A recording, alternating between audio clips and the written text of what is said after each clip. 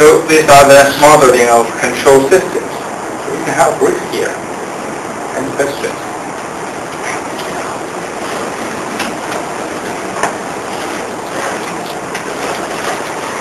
And I have talked about the very basics of simulink programming and simulink modeling.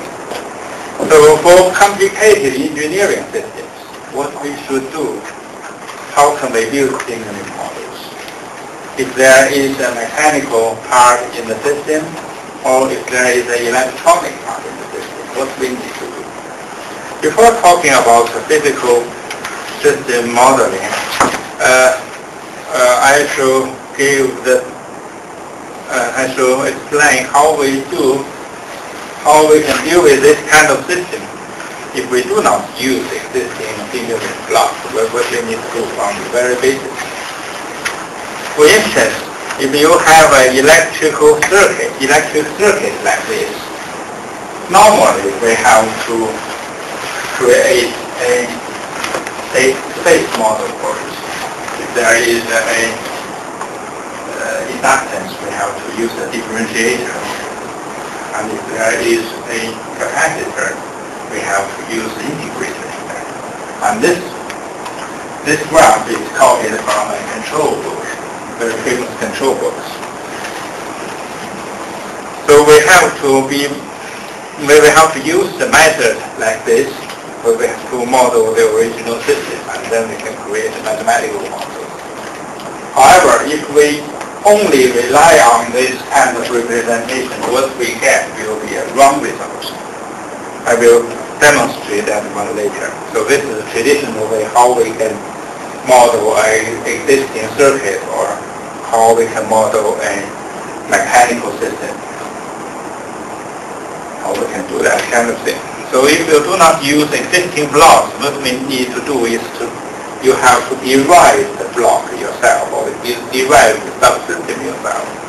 And if you want to derive it correctly, you must have very good knowledge at certain areas. For instance, if you want to describe the original circuit, you have to be very familiar with the circuit theory. And if you want to model a mechanical system here, you must be very careful if you have a background of mechanical systems. So if you want to model other things such as hydraulic systems or even more difficult systems, you have to be expert in that field. Otherwise, the results you get may not be correct. And if you do not have that kind of knowledge and you want to simulate that kind of system with certainty, what you need to do? You have to use existing multi-domain physical modeling blocks so that you can build the system easily. And this kind of related simulating tools are sim power systems, where you can simulate circuits, and sim electronics, you can simulate electronic systems. However, this one comes with version, I think, 2009-8. This one is quite new for electronic systems. And for sim hydraulics, and sim mechanics, and similar things. So you can use this kind of thing to model your own system. In this case, you can avoid the necessity for the requirements of your background knowledge for certain systems where you are not quite familiar. You can also write your own simulation models. You do not have to consider too much low-level things. Also, for some particular systems, you can avoid wrong or misleading results. So let's consider the first example. If we are trying to model the original system using a method like this to approximate the integrator to approximate the capacitor by integrator, and to approximate this part by a differentiator or derivative, then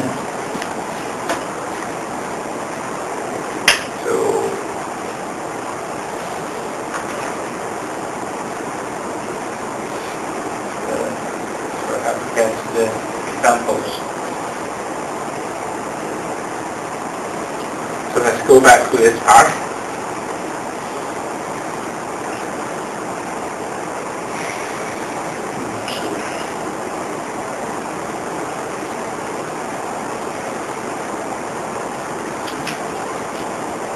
So how can we model this part first? I will explain it.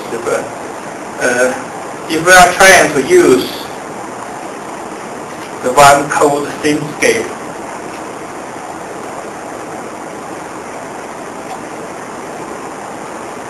what you are get is some kind of libraries like this. There is a foundation library where you can have electrical parts, electrical elements, which is a subset of the same power systems. You can have capacitors, diode, resistor, inductor, and that kind of elements. And for sensors, you can measure the voltage or the current in the system, and you can have different kind of sources.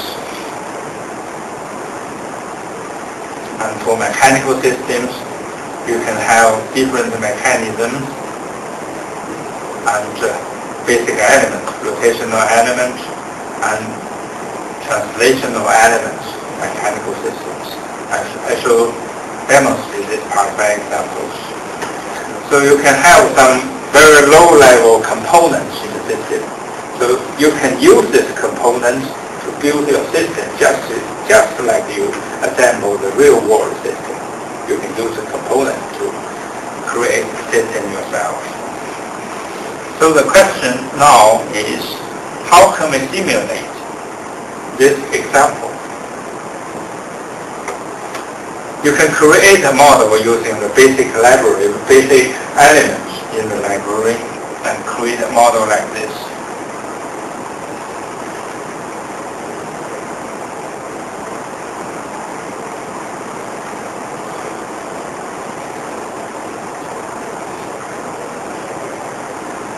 And in the system, you will see that you have capacitor here, a resistance here, an inductor here, and also the resistors and the inductors, so that you can create the system, circuit with these elements.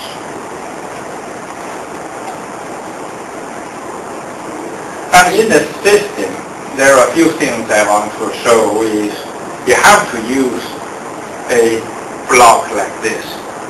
In the composer, you have to use a block like this and connect it to one of the signals. And also, how to measure the current in this branch. You have to get in series a current measurement here, and this is the physical signal. So the physical signal cannot be displayed automatically. So you have to convert. You have to convert the physical signal into a simulated signal.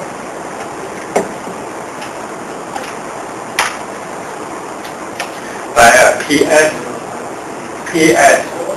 to S conversion. This is also an element in the scale program. So you can use a physical signal to convert the physical signal here, convert it into a simulated signal so that it can be displayed automatically. And if you want to measure the voltage across the capacitor, then what you need to do is to use a voltage sensor. Again, this is a physical signal, and you can convert it to simulated signal and connect it to a scale. So this is the simulation model for the system.